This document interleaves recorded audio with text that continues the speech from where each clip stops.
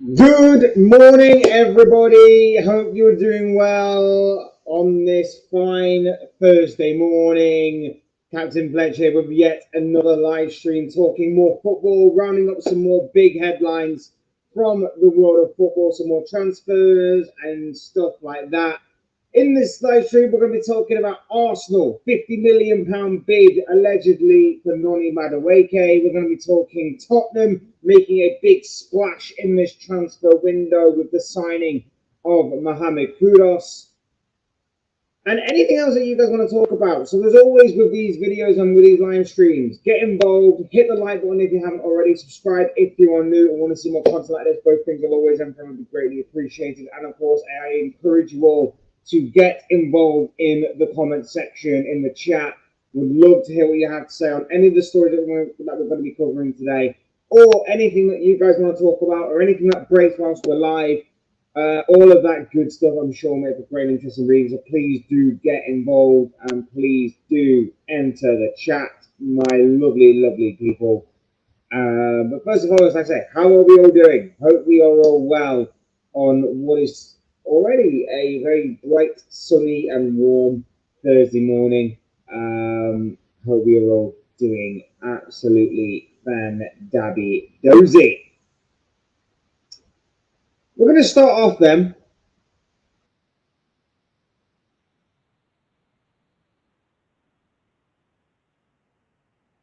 with I just realised I'm on the wrong. I'm not better now. I just realised I'm on the microphone. Don't know why it switches it out every so often, but it does. There we go. Much better. Much better. My apologies for that. Yes, we're going to start off with Noni Madueke, and then we're going to move on to Tottenham and Mohammed Kudus a little later. Ballum's already in the building, ladies and gentlemen. Welcome along. Very early stream, but thank you for being here, my friend. He says, hi, Chelsea and Arsenal are friends now. They swap players often. Yeah, normally Arsenal just... Chelsea are happy to get rid of their dead wood, and Arsenal are stupid enough to take it seems. That just seems to be the case right now. Luis Suarez to Liverpool, yes or no, Fletch? I don't really know too much about the guy, to be honest. I heard he's been attracting a lot of interest from across Europe, Sporting especially. They want him as a replacement for Gyökeres. So, but I don't really know too much about him. We'll see. Yeah. I don't know why it put it on the. I had it on the right one, and then for whatever reason it's moved to the other one. So, do apologise. Tottenham signed a West Ham player. Interesting. West Ham needed money, I heard. Well, the interesting, as we'll get on to a little later, the interesting part about the whole West Ham and Kudus thing is now that they've sold him for about 55 million, which was about 30 million below the asking price initially of his alleged release clause. West Ham are going to try and reinvest that money into the squad to try and balance it out more. Their squad has been poorly mismanaged, as we'll get on to a little later. So maybe this could be a big addition for West Ham and a sacrifice of a worthy asset that may put them in good stead for the future. Who knows? Luis Suarez from Almira, Colombia, friend for Diaz. Well, it seems like Diaz is going to be leaving, so probably not. But yeah, obviously, we had a certain Luis Suarez not so long ago, didn't we? If West Ham sell Paqueta, they will be weaker. They'll definitely lose a lot of creativity. Let's put it that way. LFC fan, welcome along, my friend. Hope you are well. He says, for me, it is a good signing for Spurs, to be honest. Absolutely. I completely agree. You know what? Seeing as though we've already started off with the Kudus thing, actually, let's start with the Kudus thing. I was going to start with Madueke, but seeing as you guys are already jumping on the Kudus thing, we're going to start there. I want Diaz to stay. Still 50-50, but after his actions this past week, I am glad to see the back of him, to be honest. Yeah, I'm good, man. I hope you are well as well. LFC fan. So we'll start with the Mohammed Kudus thing then. Yesterday, the news broke from David Ornstein that Tottenham have reached total agreement with West Ham to sign Mohammed Kudus, deal for 24-year-old West Ham forward worth in the region of £55 million. Medical scheduled on Thursday ahead of Ghana International joining Tottenham on a 6-year contract. Long time that Mohammed Kudus is going to be signing for. It's a strange one, this, because it's a fantastic move by Spurs. Don't get me wrong. An absolute brilliant move by Spurs, in my personal opinion. I think Kudus is a fantastic player. I think he's still got a lot of years ahead of him in which to grow, gain experience, evolve his game. A fantastic player in the making. I think a lot of people may look at his goal contributions at West Ham, especially this past season, and question him. But I think that when you look at the overall squad of West Ham, when you look at the way that obviously Lopetegui flopped and Graham Potter didn't exactly hit the ground running so far at West Ham, you can maybe argue the case that maybe Kudus was a victim of being in a bad environment, a bad situation, a bad squad overall, which is why he wasn't able to flourish as much as what he probably should. I like this move a lot by Spurs. I think it's a very good move, and I think that if Thomas Frank is able to get his hands on him and mold him into this sort of Mbeumo figure that he had at Brentford, I think Kudus could become a very frightening player, playing alongside, the likes of Dominic Solanke as well up top, having him to kind of feed constantly, being able to express himself properly. And I think this is a very good move by Spurs. Not entirely sure it's the best move for Kudus in terms of if he wants to be successful in terms of silverware. And of course, he's decided a 6-year deal.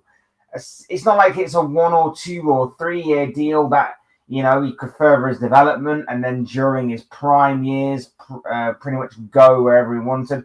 He's tied down for 6 years at Tottenham. 6, according to David Ornstein. He'll be 30 by the time he's able to leave. So, I don't necessarily think it is the best move on the market for Mohammed Kudus. But for Spurs, 55 million, it is a fantastic move in my opinion. Like I said, they got him 30 million below his release clause, allegedly. It's a big move, and it's even bigger when you consider that Arsenal could have easily got this guy for 55 million allegedly, only for them to go to Madueke instead for 5 million less, at least on the opening bid. Who knows what it may be if they are serious. They could have gone for 5 million less. And Kudus, in my opinion, with all due respect to Madueke, is a better player than Madueke. So I think it's a fantastic move, like I say, for Spurs. But I think for Arsenal, it is a horrible missed opportunity that they could have easily gone in for him. They could have easily got him for roughly around about the same amount of money that they were wanting or want to get Noni Madueke for. And they would have got a better player out of it. They would have got a better player out of it. Kudus is a better player than Madueke. And the way that I'm seeing it right now is that Spurs' creativity goes up a level. I think he's better than what Tottenham already have there in terms of Brennan Johnson. his creativity alongside the likes of James Maddison is going to be a intriguing combination to see unfold. But we've seen what can happen with Thomas Frank, with Bryan Mbeumo. There's no doubt in my mind to suggest that anything might be completely different with Mohammed Kudus. This could really work. They've already signed Matthias Tell on a permanent transfer. Depending on the Sun situation, he might go. Dominic Solanke, if he stays fit, can be firing all cylinders if they play to his strengths, which I'm pretty sure that Thomas Frank may do more so than what Postecoglou was able to do. All of a sudden, for Spurs, things don't exactly look as bad or as downtrodden as what they have been in recent years. And like I say, that's why I did rate the appointment of Thomas Frank, and I rate this signing too. I think that this signing is very, very good. I'll be interested to see what Spurs fans think of this, whether or not they are excited as what they should be, or in my opinion, they should be, or whether or not they are actually underwhelmed by this. I'll be surprised if you are underwhelmed, but yeah, I think Mohammed Kudus for 55 million is a fairly, well, a very good, a very, very good signing. You got me excited. Federico Chiesa is like a new signing. He had one season to settle. €2,000. Federico Chiesa is here. I hope Chiesa does well. He may have to stay now in light of recent events. Really do hope that he does kick on if he does stay, because I know there is a good player in him. But for whatever reason, I just didn't trust him last season. Great time to see you this morning. Liverpool friendly on Sunday is on ITV. Watch along or no. Club World Cup final on Sunday where Paris should win. Watch along. If I have the time, maybe I might do. I don't know. We'll see. From my understanding, being in London, do you like being called Fletchy? Prefer Fletch, but I'm not too bothered. West Ham needed to pay money back to a bank and etc. Interesting stuff. Understand how a football club is run. Yeah, I mean, you look at the way that West Ham squad has been built over the past couple of years, especially. Like David Moyes was doing wonders with that squad. Getting them to a consistent finish, getting them to obviously win the Europa Conference League, and then all of a sudden it's imbalanced, it's aging, it's not that great. Lopetegui came in with a big reputation but flopped, and then Graham Potter's took over and he hasn't exactly hit the ground running since. Now, of course, time will tell whether or not this was a good appointment or not. You have to give him time because you can't just come in overnight and instantly change things and change the fortunes of a squad that has, like say, been mismanaged and managed poorly. But in saying all of that, we shall wait and see. This money is big. This money is massive for West Ham. So we'll see what they can do with it, whether or not they can balance out and iron out the squad a little bit. But we shall see. West Ham play in the Olympic Stadium. Tottenham want Vissa, some say, from Brentford. Yeah, I've heard those rumours. I'm not. Again, I'm not. And I mean, I get why they're sort of after a striker, because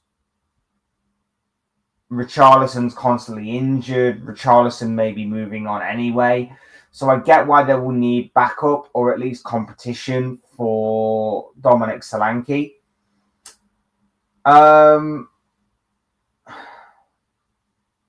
again, I don't know whether it's just a story of convenience or whether it is legitimate, because obviously Thomas Frank previously worked with Vissa. So is it a story of convenience? Potentially. Would it make sense for Spurs? Yes. Will it actually happen? Well, according to Brentford, they only want to maybe at least sell one of Mbeumo or Vissa. They want to keep one. They want to maybe move the other on because obviously financially it makes sense. And, maybe they are facing a losing battle of at least keeping one of them. So if Mbeumo does go to Manchester United, they're going to try everything in their power to keep Vissa.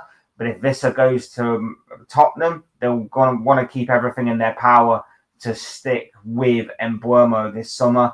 We shall see, obviously, how things transpire and how the sagas play out.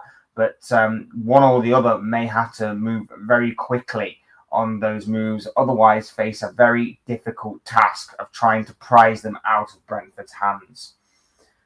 Federico Chiesa could be unlocked as young people say next season.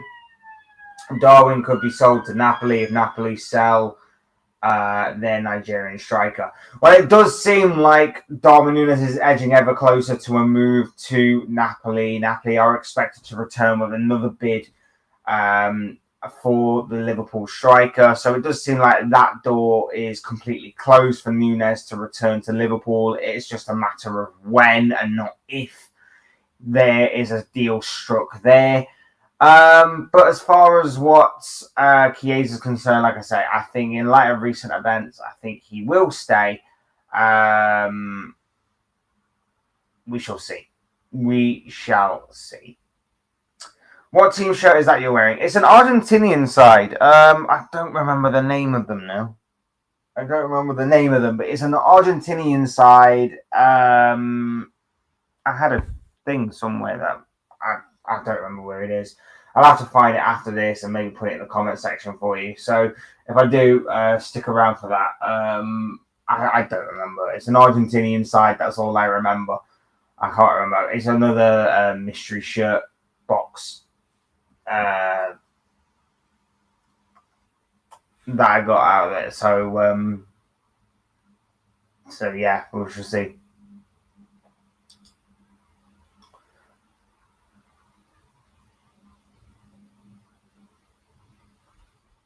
I'm just checking.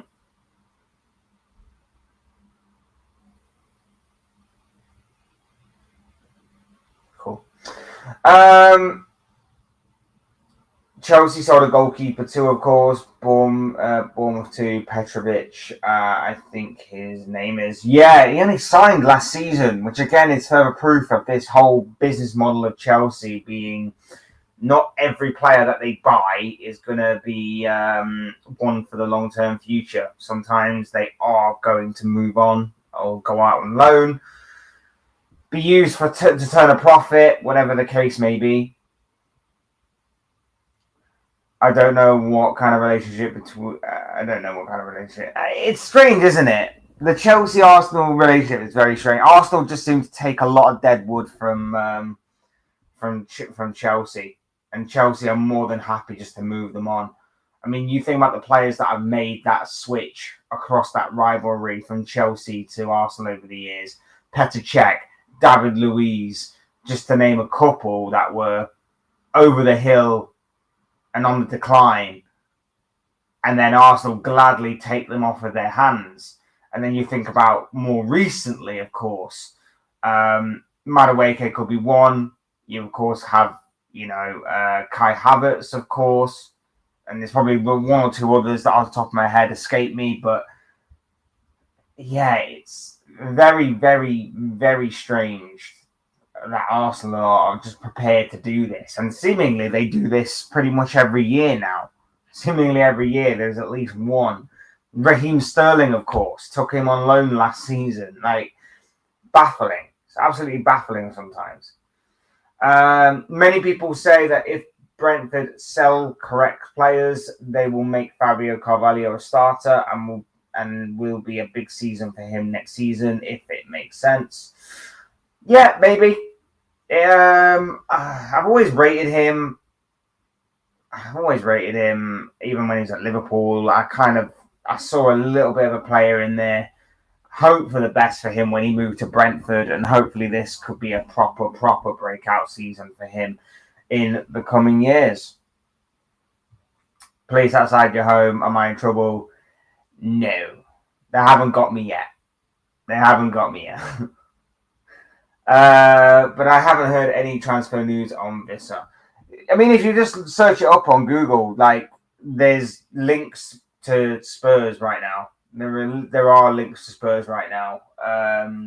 Daily Express, the likes of Sammy Mokbel, are all commenting on the links between him and Spurs. So there does seem to be something behind it. There does seem to be something behind it. So we shall see, obviously, if it transpires. But like I say, Brentford are going to be very reluctant to sell both Mbeumo and Vissa this summer. But we shall see. Fletch, Dominic Calvert-Lewin is a free agent for Everton. What happened to him? 2018, he was seen as a good player, injuries, etc. Yeah, I mean, he had a good season back then. Good season under Carlo Ancelotti as well.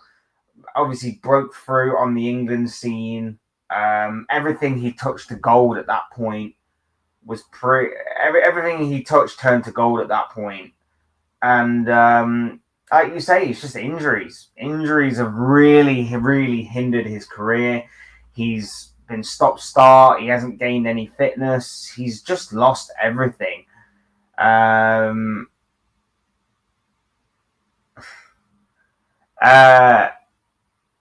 he's just lost everything. Like, there's no doubt about it that on his day, he can be a real handful for defenders. There's no doubt about it, right? Problem is, his day only comes around once every 20, 25 games. That's the problem. And what Alan Pardew, I don't know if you've seen what Alan, tell me you saw what Alan Pardew said about him. Tell me you saw what Alan Pardew on Talk Sport said about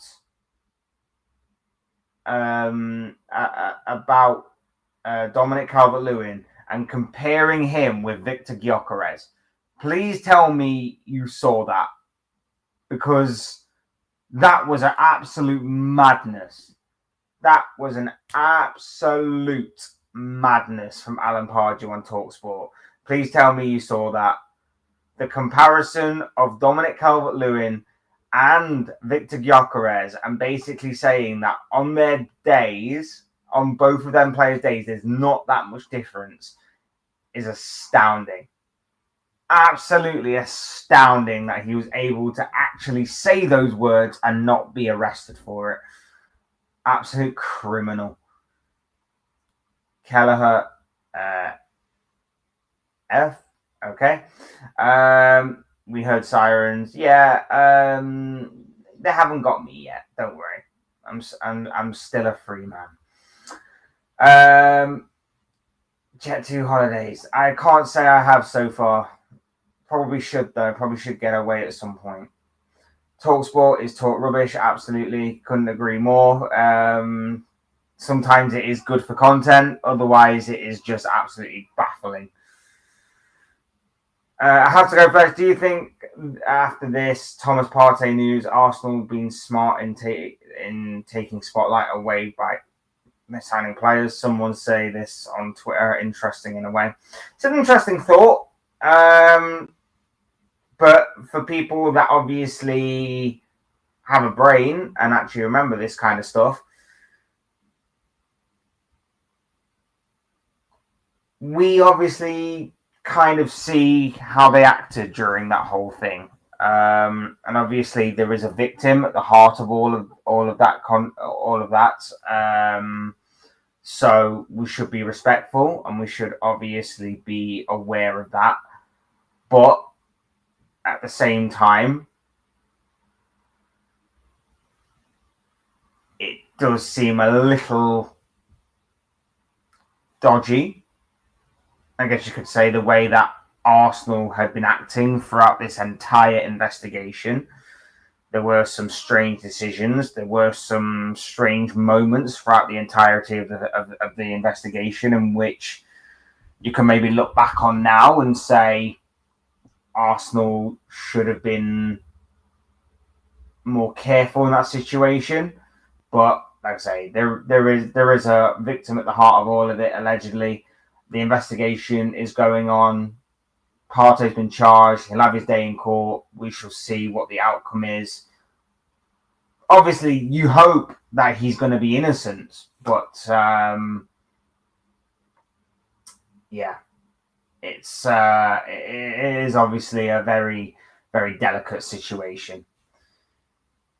Kelleher and Fabio, not bad for Brentford. Yeah, not bad at all. Not bad at all. I'm expecting them to do really well there. It's going to be interesting as well because their new manager, not exactly the most proven manager in the world, but we shall see. Does Lucho want to really go? It seems that way. It seems that way, bro. If everything is to be believed this week, it seems that he's more than willing to leave Liverpool. He's more than willing to join Bayern Munich, or he's more than willing to hope that Barcelona come in for him. Not ideal, but it is what it is. Brentford signed Seb Vandenberg too. Liverpool get along with Brentford in a way. Yeah. I mean, certain clubs do that. Certain clubs take players on a regular basis. We did it with Southampton years ago. Arsenal are doing it with Chelsea. Brentford do it with us. Chelsea are also doing it with Brighton. A lot of teams do that. Take care, Bletch, and the Liverpool fan in the chat. Take care, my friend. Take care yourself. I hope you have a good day, bro. And thank you very much for coming along and staying with us and talking football with us for as much as you could. Really do appreciate it, my friend, and hope to see you in the next one. Hi, Fletch and chat. How are you? Like, subscribe. Yep, big up to Spirit of Liverpool fans right here. Really do appreciate you being along with us. And like he says, people do get involved in the chat and also subscribe and like the video if you haven't already. It says, rest in peace to Jota and Andre, Liverpool centre-back and CDM and 2 forwards. Yeah, it looks like that's going to have to change now. 2 forwards is definitely going to have to be the case. If Luis Diaz goes as well, you can maybe make the argument that maybe we do need a left winger as well, although maybe not so much of a priority as the centre-back and 2 forward situation, because, you know, you can put Szoboszlai out there. You can put, obviously, Florian Wirtz out there. We've got a couple of youngsters that can fit in that position. I know they are youngsters, but I really want to see more of Rio Ngamoa coming through. I know he's very, very young, but, you know, age doesn't really matter as long as they can obviously show their quality on the pitch. So, yeah, I'm really hoping that that's the case with him going forward. We shall obviously see. But yeah, I'm very much looking forward to seeing what the future holds for Liverpool and for the transfer window. Whilst obviously, you know, as the progresses. Are you doing a watch along for Liverpool versus Preston North End? Maybe not. We shall see. I don't know if I'll have the time to do so, but we shall see. I'm not 100% sure. When is Nunes, Chiesa, Diaz, Elliott, Tsimikas, Morton, Reece Williams, and Karen Ramsey? I'm assuming you're saying when are they going? Nunes obviously could be close. Chiesa, in light of recent events, could be staying, and especially with Diaz potentially on the way out as well, he could be now forced to stay unless we really want to kind of cut the squad as much as we can. Elliott, the asking price is there. It's whether or not the buyers are going to be snapping at the bit to get him. Obviously, he's on holiday right now after the European Championship, so the chances are is that nothing will move there until maybe he's back. Tsimikas, I think there should be a few takers for Tsimikas. I really do think that he can do a job at left back for a number of teams, not just in the Premier League, but across Europe and elsewhere as well. Morton, I could see him going to like a top-rated Championship side, or maybe even one of the Premier League new boys. Reece Williams, yeah, he should be gone, and Calvin Ramsey could go back to Scotland. So yeah, I think there should be a lot of movement there. It's difficult. It's strange. Like none of the big teams are really getting out their deadwood kind of players. Very strange. Liverpool have been the better team to face PSG this season, if I'm not wrong. I mean, we took them all the way to a penalty shootout. We rode our luck to get there, and we needed a monster of a performance from Alisson Becker to obviously get us there. But yeah, we took them close. We took them to a penalty shootout. They're just unbelievable, aren't they, PSG? They are absolutely unbelievable. Incredible. Liverpool pre-season, Preston, Milan, Yokohama Athletic twice. Interesting pre-season ahead. Crystal Palace versus Liverpool Charity Shield, Premier League, Bournemouth, Newcastle, Arsenal, Burnley, Everton. It's going to be an interesting ride. Palace Community Shield, curtain raiser for the Premier League, obviously. Not too bothered if we don't win it. It's always nice to win it, but it's like, who cares if we don't? But yes, Bournemouth on the opening day of the season, that's going to be tough. Newcastle, Arsenal, Burnley, Everton. Yeah, it's a mixture. It's a mixture of fixtures there. Bournemouth are going to be tough. Newcastle obviously is going to be extremely tough. Arsenal is going to be very, very difficult. But Burnley should be straightforward, with all due respect. And now that I've said that, we're probably going to lose. And Everton is, well, Everton. So we know that obviously that is like their cup final. When is Mark Gahey signing going to wrap up? I reckon it's probably going to be... There's probably going to be more movement on this when Palace bring in their replacement. And it looks like it's going to be that Diamonde from Sporting. And as soon as he comes through the door, I would assume that maybe there is going to be more movement on the Mark Gahey situation. I reckon it's similar to when we signed Kirkez. We were waiting mainly on Bournemouth to bring in a replacement. And then once Bournemouth did, we went in and we got... and obviously we sorted the deal out. I reckon the Mark Gahey situation may be similar to that of Crystal Palace and then bringing in a defender. Plus, I don't necessarily think we've been working on a lot of transfers given the light of the situation with Diogo Jota in recent times. So I reckon we've kind of put transfers a little bit on the back burner in recent days. But I think as obviously time moves on, I think we'll probably get back to hearing a bit more about our summer plans in terms of our activity going forward. So we shall see. We shall see. When is Konate signing contract or leaving? Well, apparently he's rejected 2 contract offers right now, and he seemingly is more than happy to sit out the rest of this season and go on a free transfer to Real Madrid next year. It's a risky move from him, because if we do get Gahey, I'm more than happy for Konate to sit on the bench. And in a World Cup year, in what is a very competitive French squad, it's a risky move from him, and it's a risky move from his camp to be this bold. I'm happy that he is, though. I'm happy that he's set his stall out. I'm happy that he's pretty much gone, look, I want to leave. But whether it's this summer or next summer, I don't really mind. I'm happy he's set his stall out early and he's not done what Trent's done, which is seemingly lead the club on a little bit.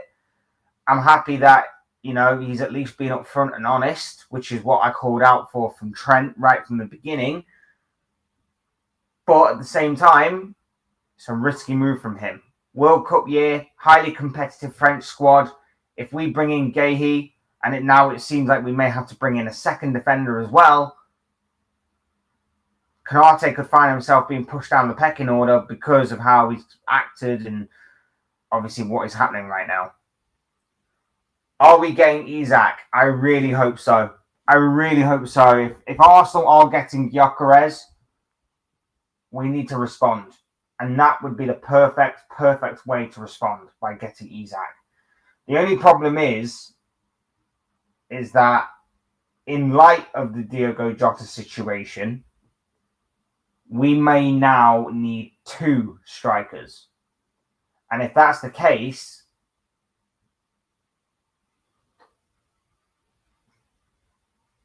we may now need to obviously be a bit more careful with the money that we have. Before, we could probably sell Nunez and bring in Isak. Now, if we need 2 strikers, we may need, let's say that we did have say 160 odd million to spend, right? And then let's say that's the budget on strikers. If we had that budget, we may now, rather than splash all that cash or the vast majority of that cash on Isak, we may now need to go, right, we need to bring in 2. So we can forget Isak and we can move on to a player that's going to be about half that money and another player that's going to be half that money. Because obviously we're getting rid of Nunez as well, because of the unfortunate and heartbreaking events that took place with Diogo Jota.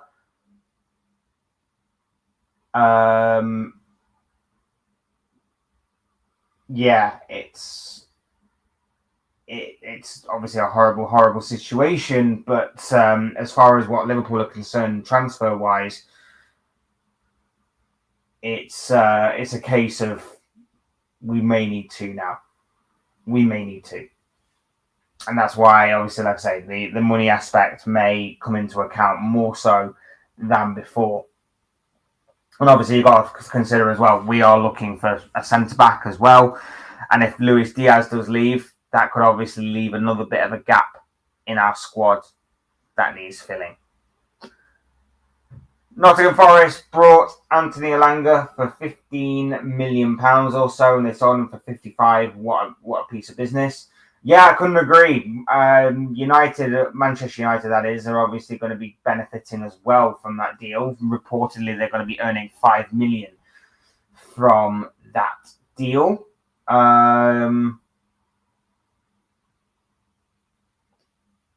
I said yesterday or the day before, I'm not entirely convinced by the Elanga move to Newcastle, but I understand why Newcastle have gone for it. But Forest have benefited heavily. I would be concerned, though, with Forest. Or at least I would have a growing concern. They're going to be playing 2 games a week this upcoming season. Whether they get into the Europa League or not at the expense of Crystal Palace is irrelevant, because they still will be playing 2 games a week regardless. And we saw towards the end of last season that the games kind of caught up with them. Their thin squad didn't exactly match up to the expectation of the majority of their season. That's why they fell off a little bit towards the end. Their squad depth was just not deep enough to go the full length of the season. And now you're going to be adding 2 games a week to the calendar this season. They haven't bought anything other than, I think, 3 unproven Brazilian players so far. I'd just be a bit growing concerned about Forest and about their transfer business so far. Obviously, things can change overnight, and maybe they are waiting on the Crystal Palace verdict of whether or not they're going to be in the Europa League or not. But it's going to be very intriguing to see Nottingham Forest and to obviously see what their business is going to be like this summer. We need a centre-back, CDM, and 2 forwards. I think the CDM role, can be put on the back burner at least for another year. I think 2 forwards is more important. I think a centre-back is important too. And I'd put a left winger over a CDM, to be honest. I'd put a left winger over a CDM. I think the way that obviously we're set up right now, I think obviously with us moving purely towards now a double pivot, with obviously the signing of Verts being the number 10, I think we can put the CDM role a bit more on the back burner and look towards maybe more so a left winger with the news of the Luis Diaz situation obviously coming out. We're in a difficult situation in regards to Jota's passing spirit of the camp. Players want to leave, and we need centre back, CDM, and 2 forwards. It's a horrible situation. Obviously, it's going to be a very emotional. It's going to be a very emotional situation going into this season. Hopefully, the players can rally. But obviously, we shall see. We shall see, obviously, what does transpire across the whole of this season.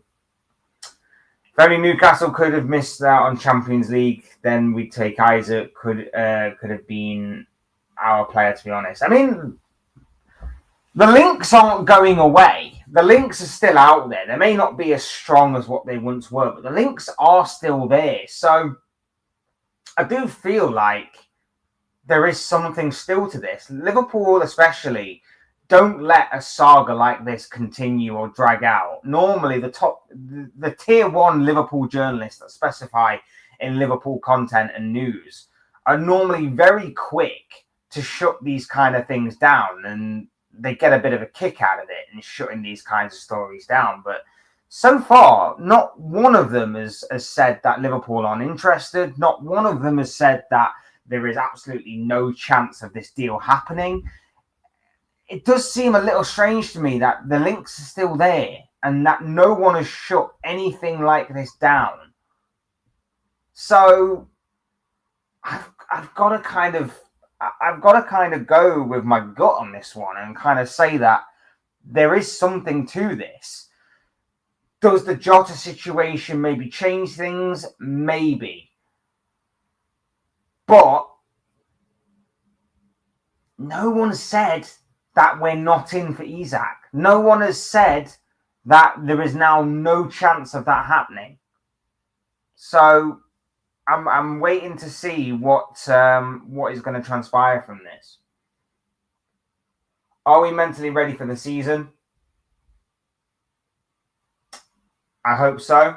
We should obviously see in pre-season what is going to happen. But I really do hope so. I think we are mentally strong enough. Are we prepared in terms of personnel and squad wise? Not right now, because I still think we need a centre back and we need a striker. At least one. Because let's face it, as much as I don't like him playing there, we can also put Cody Gakpo up front. That is an opportunity. That is a potential opportunity. And obviously, we've got Federico Chiesa who can play up front as well. They're not exactly the most sustainable of strikers, but at least for like a game or two, they can carry out a job there. So maybe personnel-wise, we're not quite there, but mentality-wise, I really hope we are. Forget about centre-back, we need a forward. If Guehi's available, we go and get him now. That's all I'm saying on that. If he is available, the opportunity is too good to turn down. The opportunity is too good to wait another year and then potentially miss out on him because he goes on a free transfer elsewhere, or someone comes in for him in this transfer window or January and gets him for a cut of the price. Go and get Guehi now. We only have Virgil van Dijk, Konate, and Gomez. Gomez is always injured. Yeah, it's an unfortunate situation. Plus, Konate and Gomez are not guaranteed to be here. Van Dijk is. Konate and Gomez, not guaranteed to be here when the start of the season comes up. Konate got 1 year left. Yeah, absolutely. And Endo can play as a centre back. Yeah, I mean, he can. He's not exactly the most sustainable player in that position, though. And I think that his talent and his quality is better used further up the pitch. Only a little bit, obviously, further up the pitch. But you get what I mean. He's better in that centre back role. But his experience is definitely worthwhile having, and it is definitely worth it. So, yeah, I agree somewhat with what you're saying. And obviously, for a game or two, like I say, he can drop in there. Endo never get onto the pitch, and Arne Slot doesn't trust Endo and Chiesa. I have to slightly disagree with the Endo bit. I agree with the Chiesa bit. I think, the game that turned it around for me, and I'll always go back to this. The Merseyside derby we played in February, where he should have put Endo on to see the game out, and he didn't. And then the game after, we went and played against Wolves, and we dominated the first half, played really well. And then in the second half, we were absolutely appalling. We were absolutely abysmal. We couldn't even get out our own half against Wolves. And we were very, very fortunate to not drop points in that game as well. And the difference was Wataru Endo. Endo didn't come on against Everton. We dropped points. We didn't have control of that game. Endo came on against Wolves, and in a game in which we didn't have control in, Endo physically and mentally won us that game. Because he came on and his contribution was just as good as us getting a third goal. Because he came on and he kept on winning the ball. He won fouls. He won free kicks. He was outstanding in just calming everything down and working really, really well. He's not going to play from the beginning every game.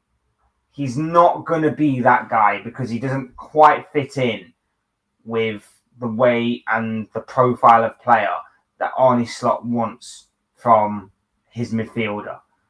But in terms of being a guy to come in with 20, 25 minutes to go, shoring things up, leading by example, leading by experience, being a leader, a captain, or a leadership group, as the kind of buzzword is right now. Endo is outstanding. And for the money we got for him, he goes a bit under the radar, in my opinion, as to how good this guy has been. No one wanted him when we first brought in, and I myself can say that I didn't want him as well. I was still frustrated by the whole Caicedo thing, or Tchouaméni, or any of the other players that you can name that we missed out on at the time. But Endo, for the money that we brought him for the job he's done, has been absolutely outstanding. I have immense amounts of respect for Wataru Endo. Immense amounts of respect for how good he is and for how amazing he's done at Liverpool. Mo needs a proper striker, absolutely. I feel like if he hadn't been working with the likes of Darwin Núñez this season, he may have actually broken that assist record. But him and Verge definitely do need a striker to work off, I agree. We never concede a goal when Endo comes on. I think the only time we did, I think, was West Ham, if I'm not mistaken. If I'm not mistaken, West Ham was the only time we actually conceded whilst Endo was on the pitch. Now, of course, about a minute or so later, Van Dijk obviously went on to score the winner. But I feel like that's the only time we actually conceded with Endo on the pitch. Crazy. Can Verts and Szoboszlai play in left wing? I mean, Szoboszlai, I believe, does for his country, so it's a possibility that obviously he can fill in there again for a game or two, which again is testament to the versatility of this Liverpool team. Verts can obviously play there, and that's one of the big reasons why a lot of journalists and a lot of people that were writing reports and stuff on the Verts deal were saying that, his versatility can see him play on the left as well as through the centre. So we have got possibilities that can play there. I don't necessarily know how good they are in playing there, but a long-term injury to a Cody Gakpo, for example, and we are having to be forced into playing them there. Chiesa can play left wing as well. So again, it's another possibility. Endo only plays 20 minutes if he comes on. That's all we need from him. It's all we need. In a tight game or a game that we're losing control in, we just need to throw him on and let him just be Wataru Endo. That's all we need him to do. If he's happy with that, fantastic. If he's not, I understand.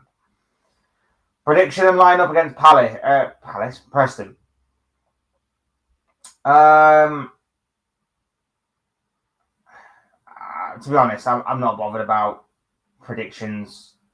And let's face it, the lineups in a friendly game, we're probably going to have about 2 teams or maybe 3 teams. We're probably going to play half an hour with one team, half an hour with the other team, and half an hour with another team. So it's possible that we have 3 lineups on the day. So I'm not even going to try and predict the lineup, in all honesty. But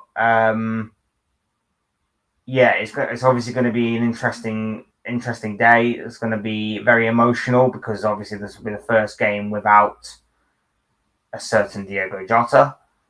But yeah, it's going to be a very emotional day, I'm sure. It's going to be a very emotional day, and like I say, the result is not going to be important. It's just a pre-season game in which we honour an amazing player, an even better human being, and as well as that, of course, we obviously are playing this for pre-season purposes. So it's all about building fitness and seeing where we're at in terms of our pre-season preparations.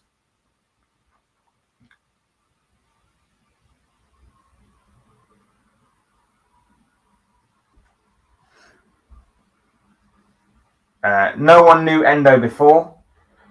I think some teams in Bundesliga may have done. But yeah, I get what you mean. Like Endo, at least for Liverpool fans' point of view, for the most part, I'm not going to say every Liverpool fan didn't know who he was, because I'm sure there may have been some that knew. But I think for the most part, yeah, you're right. I don't think anybody really knew who Endo was.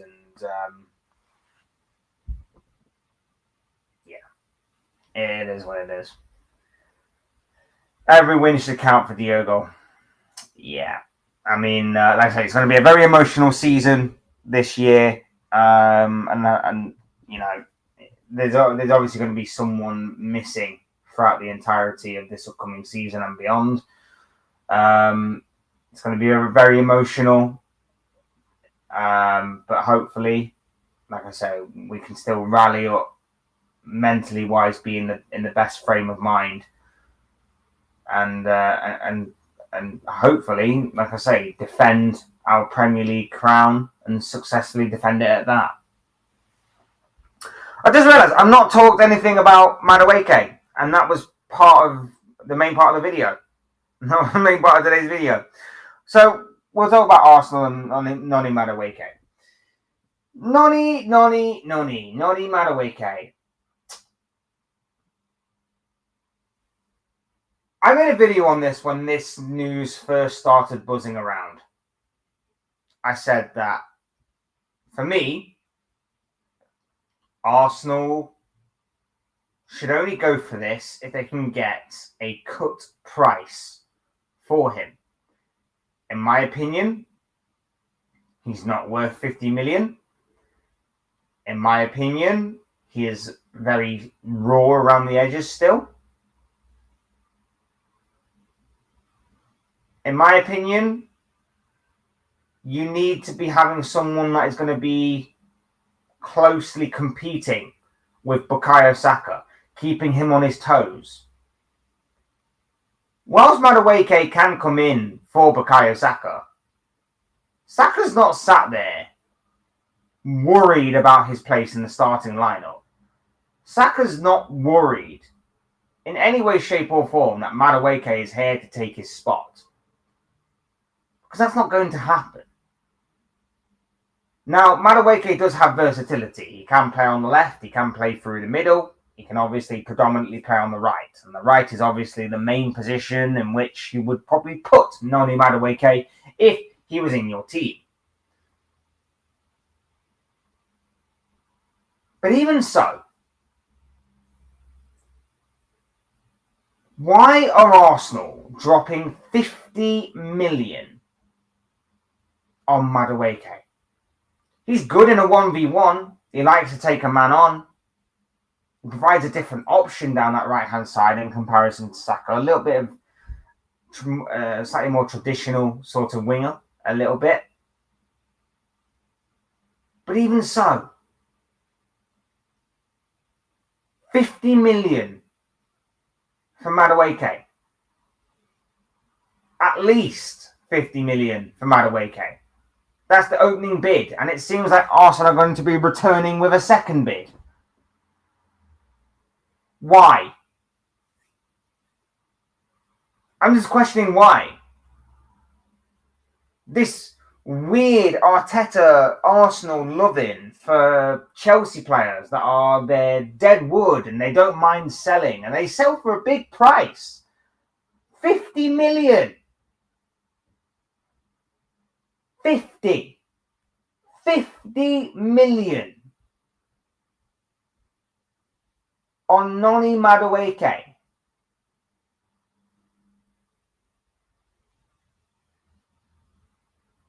Am I the only one that is baffled by this? Noni Madueke. 50 million. Like I said, I don't get it. If this was 20 million, I'd be like, I understand it. I get it. It's a backup to Saka. But why the hell are you spending 50 million on a clear backup to Saka?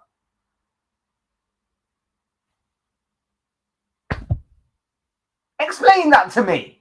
You could spend that 50 million anywhere else on the pitch. Anywhere else. On any other player.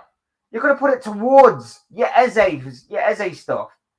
You could have even bought, as I mentioned earlier, Mohammed Kudus, who's just gone to Tottenham for a similar fee. For a very similar fee.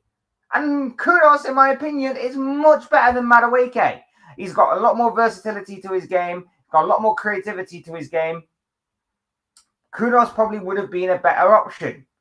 And yet, you decided, no, Madueke is the way to go. Because Arteta has this weird obsession with taking players that are somewhat average, in my opinion, and somewhat like in the dirt, so to speak, and going, I can make you better. I can raise you to a very, very good standard.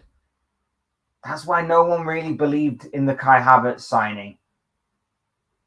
That's why there are probably a few players in that Arsenal setup that they've signed over the years in which we've been left scratching our heads going, why have they signed him? Why have they signed that player? Why have they signed this player?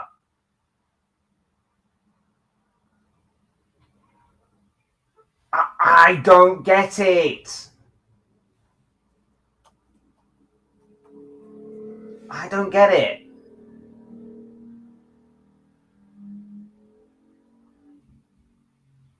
I really, really don't.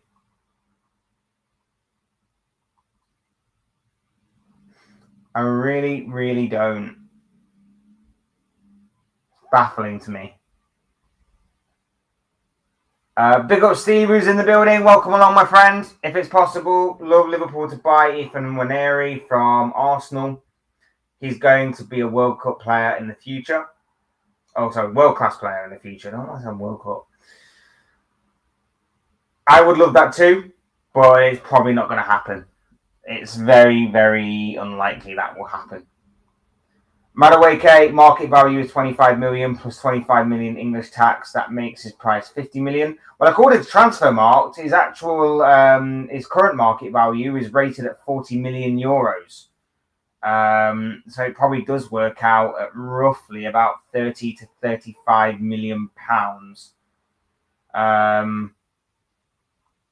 according to Transfermarkt. So, yeah. Is this another case of, like last year where teams were basically overpaying for certain players for PSR and FFP purposes? Is this a sort of thing we're seeing right now with Madueke? Like, I know the English tax thing is like you said, on top of that, but I'm baffled by it. I'm really baffled. Arsenal are weird right now. Arsenal have basically gone from yesterday or the day before, like after Gyökeres, everything's all good again. Before that, they obviously bought in Kepa, they bought in Norgard, and that was like seen as like, what the hell are you doing kind of business by a lot of Arsenal fans. I actually don't mind. If I was an Arsenal fan, I wouldn't have minded the signing of Norgard, given with the bigger picture and all the context included. I think that he's not exactly a terrible player, and it's a smart piece of business, I'd say. But a lot of Arsenal fans weren't exactly happy about it. They weren't exactly happy about Kepa. Zubimendi, obviously, a very good signing. Maybe not as good as a Thomas Partey, but of course, from Partey's situation, they obviously needed someone to be brought in. But again, I can see why you enjoy and you'd like the deal for Zubimendi, and then that's good. And then they kind of stopped for a little bit. The Benjamin Sesko thing seen as not good, and then Gyökeres seen as extremely good, and now it's gone back to being poor again with Madueke. It's just such a yo-yo of emotions that Arsenal fans are seemingly going through this season. It's crazy. Any news on Gay signing for Liverpool and Konate new deal? Well, Konate's reportedly rejected 2 deals already, or 2 offers already, I should say. It does seem like he wants out of Liverpool, and he's more than happy to sit out the rest of this season and go on a free transfer next year. And then the Gay situation, nothing really new, but if I had to guess, as I mentioned earlier, I would probably say that we're maybe waiting on Palace to secure their replacement for Gahey before we make our move. As soon as they secure that replacement, I assume that then Liverpool properly make their move. Similar to how we did with Kirkez with Bournemouth when they wanted to sign that. I forgot his name now. I think it begins with T. Anyway, they signed I think it was like from the French league or something. They signed a left back from the French league. As soon as they brought him in, Liverpool made the signing secure. Diaz been sold yet? Not yet. Not yet. I think he's dragging it out and hoping Barcelona come in for him. But either way, I think he will be sold. And like I say, especially after the way that he's conducted himself this week, I don't think a lot of Liverpool fans will be too disappointed with him leaving the club. Nunes transfer news dying down. Not really. Allegedly, a bid was rejected by Liverpool from Napoli earlier on this week. They are said to be reportedly coming back in with a bid, a second bid, either at the end of this week or sometime next week. So things are still moving on. Discussions are still seemingly taking place there. It's just taking a bit of a while to get to an arrangement. Biggest threat to Arsenal winning a major trophy is Arteta the fraud. Rumour is Newcastle want to get their signings in first, then Isak to Liverpool. I mean, the latest news is, as I predicted, I'm just going to throw that out there, I somewhat predicted this. They are allegedly going in for Hugo Ekitike. Allegedly, Newcastle are the latest in a long list of Premier League clubs to be throwing their hat into the ring for Hugo Ekitike. So, as I mentioned before, he's got a few similar qualities to an Alexander Isak. So it does make sense for Newcastle to go in for a player of his quality, talent, and raw ability. So we shall see. We shall see what happens with that saga there. Napoli using Nunes to get their main targets price down. No, I think this has gone on too long now, and there doesn't seem to be anybody else that Napoli are really chasing in the forward line. Or at least not anyone that's past this sort of longevity with Nunes. It does seem like Napoli have given the green light. Nunes has given the green light. Even Antonio Conte has given the green light on Nunes. So it does seem like that is going to materialise. And it's more a question of when and not if. Barring some sort of major U-turn from Nunes, barring some sort of major U-turn from Napoli or even Liverpool themselves, Nunes' days at Liverpool are seemingly numbered. Why has Kudus joined Spurs? Champions League. Champions League. That's the only thing I can really put it down to. Champions League, not willing to wait around for anybody else to come in for him. Seems to be a bit impatient in that aspect. But as I mentioned earlier, we've seen the wonders that Thomas Frank can do with a Brian Mbeumo. So Mohammed Kudus could be his Brian Mbeumo at Spurs. So we shall see with Thomas Frank. We shall see with Mohammed Kudus. But I think it's a fantastic move by Spurs. Don't exactly think it's the best of moves from Kudus, and I especially don't think a 6-year deal is probably the best of ideas from him. But I get the idea. Napoli won't pay Liverpool asking price for Nunes. Italian clubs don't pay big money for players. Some do. Some do. You have to obviously find the right ones, but some do. Inter paid big for Lukaku, right? And that's even including loan moves and things of that nature. So they do. I mean, we've already seemingly rejected 50 million euros, so we shall see where things go from there.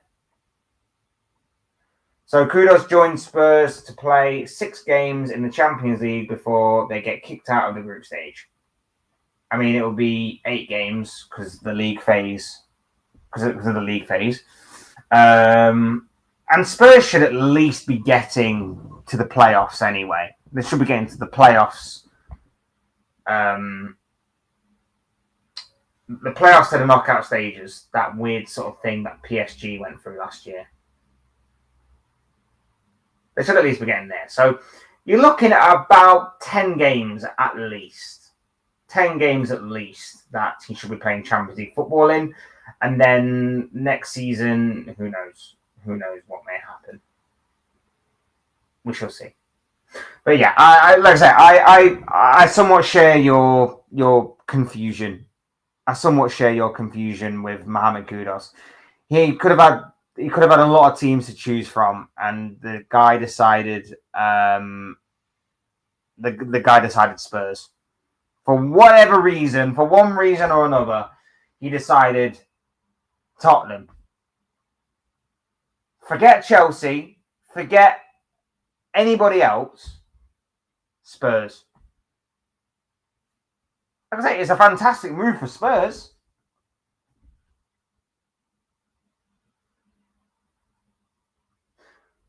Spurs getting smashed in the Champions League, going to be embarrassing for the Premier League. I don't think they'll get smashed. Obviously, it depends on who they get. Depends on who they will get in the league phase. But I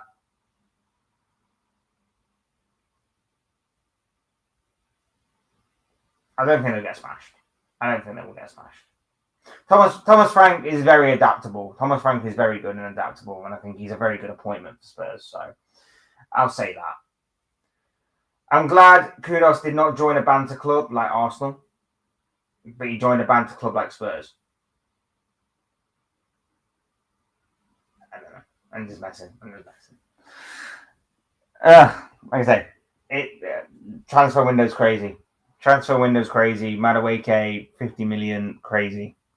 Like I say, I don't understand it. Kudus is going for like 50, 55 million. And yet, Arsenal decided, no, we need to go for Madueke. We need to supply more money to Chelsea. I mean, what exactly does Chelsea have over Arteta? What dirt does Chelsea have on Arteta for Arteta and Arsenal to keep going back for their deadwood players?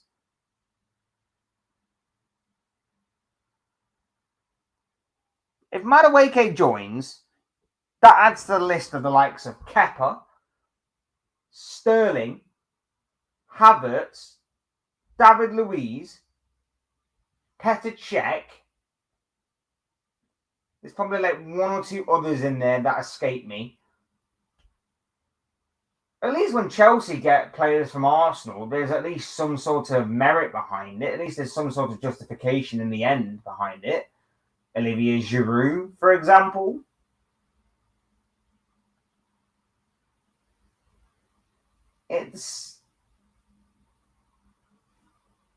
I don't get it. I don't get what Chelsea have over Arteta. It's strange to me.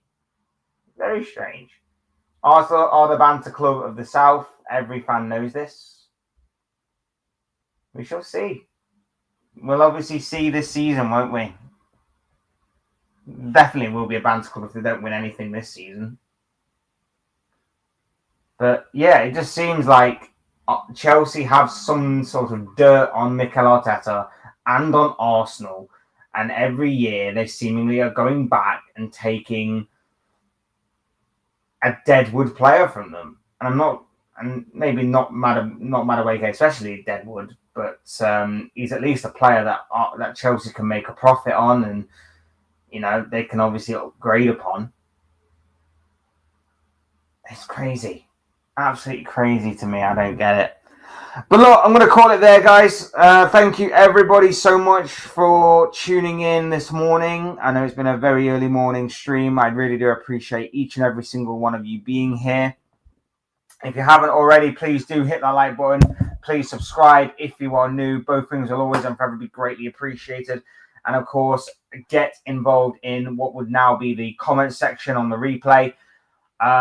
Whether it's about anything that I talked about in this live stream or whether it is about anything else that you want to discuss in future videos and live streams, let me know what you guys are thinking and feeling. Your thoughts, comments, opinions, predictions, feelings, whatever you want to call it, I'm sure will make for great and interesting reading down below in that comment section. So please do use and abuse that section, people, and get involved in any sort of football discussion. Would love to hear from you all. Otherwise, like I say, hit the like button, subscribe if you're new, and I've been Fletch. This has been another Fletch Talks live stream, and I will see and speak with you all again soon in another video or live stream or whatever it may be. Cheers, guys. Thanks everyone for tuning in. Thanks everyone for getting involved in the chat. Really do appreciate you all. Really love talking football with each and every single one of you, and I will see and speak with you all again soon in another video or live stream or whatever it may be. Cheers, guys. Thanks everyone for watching. Take care. Enjoy the rest of your day. Speak to you all again very, very soon.